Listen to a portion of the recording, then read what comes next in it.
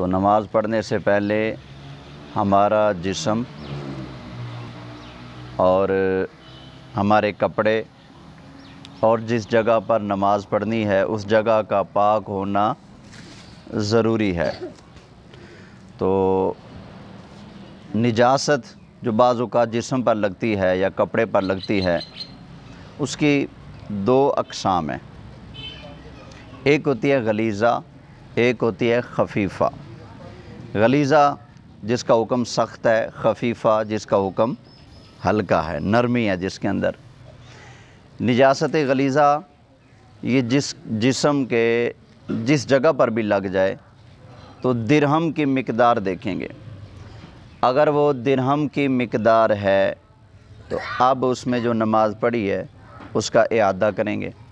अगर दिरहम से ज़्यादा है तो अब सिरे से ही नहीं हुई, अब उसको दोबारा से पढ़ना होगा।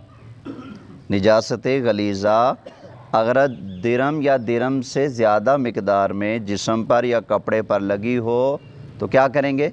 नमाज दोबारा से पढ़ेंगे। दिरहम की मिक़दार दो तरह से है।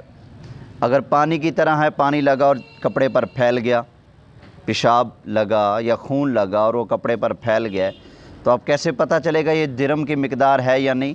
तो उसमें देखेंगे कि तली के ऊपर पानी डालें, जितना पानी तली के ऊपर ठहर सकता है, जितनी जगह घेरी है, तकरीबन इतनी एक ठिप्पे जितनी, तो इतनी जगह पर अगर वो लगा है तो दिरहम की मिक़दार है। अगर कम है तो सुन्नत यही है कि उसको धोकर नमाज़ पढ़ी जाए। अगर ऐसे भी नमाज़ पढ़ेंगे क्योंकि मिक़दार कम है तो नमाज हो जाएगी। ये निजासत गलीज़ा का हुक्म है। और निजासत खफ़ीफ़ा का हुक्म ये है कि जिस्म या कपड़े के जिस हिस्से पर लगी है उस हिस्से की चौथाई का एतबार होगा। बाजू पर लगी है तो इसके 4 हिस्से करेंगे, चौथाई का एतबार होगा। चौथाई से कम है नमाज हो जाएगी।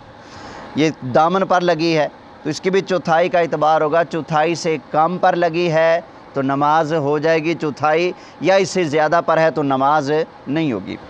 अब अगली बात है कि निजासत गलीज़ा क्या है, निजासत खफ़ीफ़ा क्या है। ये बातें बार बार नहीं होती और थोड़ी सी मुश्किल बातें हैं समझने की, इसलिए पूरी तवज्जो से सुने और याद करने की कोशिश करें। इंसान की बॉडी से निकलने वाली हर चीज़, पसीने के अलावा, थूक के अलावा, बाकी जो चीज़ें वो सारी निजासत गलीज़ा हैं। समझ आ गई? उल्टी आएगी तो वो क्या है? निजासत गलीज़ा है। खून बहेगा तो वो क्या है? निजासत गलीज़ा है। इसी तरह पेशाब, पाखाना, मनी वग़ैरह, पेशाब वग़ैरह, अगर ख़ातून हैं तो हैज़ व निफास, इस्तिहाज़ा वग़ैरह, जिस्म से जारी होने वाला खून, बहने वाला खून, पेशाब, पाखाना, ये सारी चीज़ें और उल्टी, ये क्या हैं? निजासत गलीज़ा हैं। ये अगर लगेंगी तो दिरहम का एतबार होगा। एक ठिप्पे जितनी जगह पर लगी है या ज़्यादा लगी है, ठिप्पे से कम है तो नमाज हो जाएगी, अगर ज़्यादा है तो नमाज नहीं होगी। ये तो वो हैं जो इंसान की बॉडी से ताल्लुक़ रखने वाली चीज़ें, निजासत गलीज़ा। इसके अलावा हर खुश्की का जानवर, चाहे वो हलाल जानवर है चाहे वो हराम जानवर है, हर खुश्की के जानवर का बहता हुआ खून वो भी निजासत गलीज़ा है। जानवरों को ज़िबा करते हैं तो उसके जिस्म से खून बहता है ना, फुवारा बह निकलता है, तो वो क्या हुआ? निजासत गलीज़ा। आपको चोट लगी, खून बह पड़ा, निकल पड़ा, तो ये जो जारी खून है, बहता हुआ चलने वाला खून, ये क्या है? निजासत गलीज़ा। जानवर आपने ज़िबा कर लिया, गला ज़िबा किया, यहाँ से गोश्त, खून जितना निकल गया निकल गया। अब उसका बाद में जो गोश्त आप बना रहे हैं उस वक्त जो खून के हल्के हल्के छींटे निकलते हैं वो निजासत गलीज़ा नहीं होते, वो निजासत खफ़ीफ़ा होते हैं। निजासत गलीज़ा क्या है? हर खुश्की के जानवर का बहता हुआ खून, ये भी क्या है? निजासत गलीज़ा। इसी तरह हर चौपाए का, हर हराम चौपाए का पेशाब और पाखाना, ये निजासत गलीज़ा है।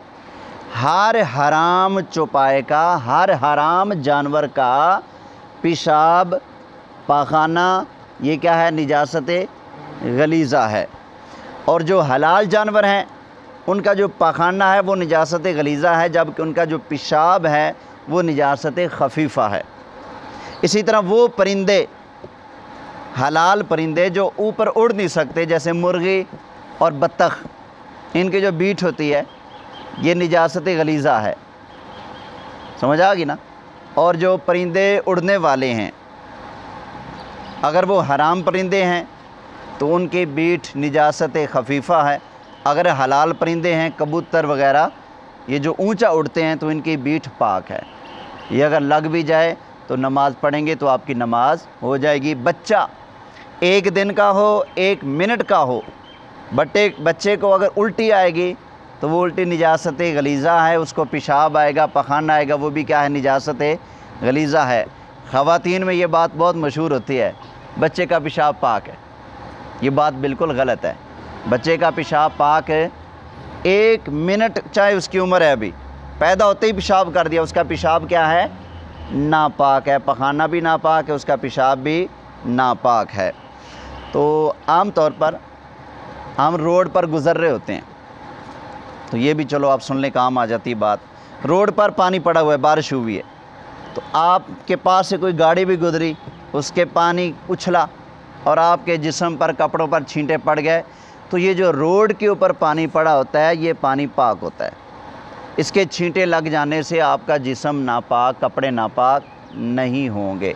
हाँ, अगर उसमें निजासत है और वो दिखाई दे रही है तो फिर नापाक होंगे। अगर निजासत का जब तक सबूत नहीं होगा, ये रोड के ऊपर पड़ा हुआ पानी अगर आपके जिस्म पर पड़ जाए तो वो क्या होगा, पाक होगा। ये रोड वाले पानी की बात हो रही है, नाली वाले पानी की बात नहीं हो रही। रोड के साथ नालियाँ भी होती हैं ना, वो तो गटर वाला पानी होता है, वो तो नापाक है।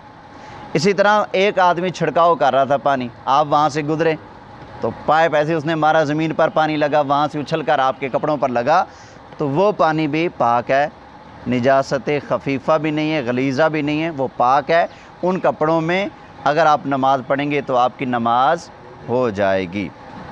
हलाल जानवरों का पाखाना निजासत गलीज़ा और पेशाब निजासत खफीफ़ा।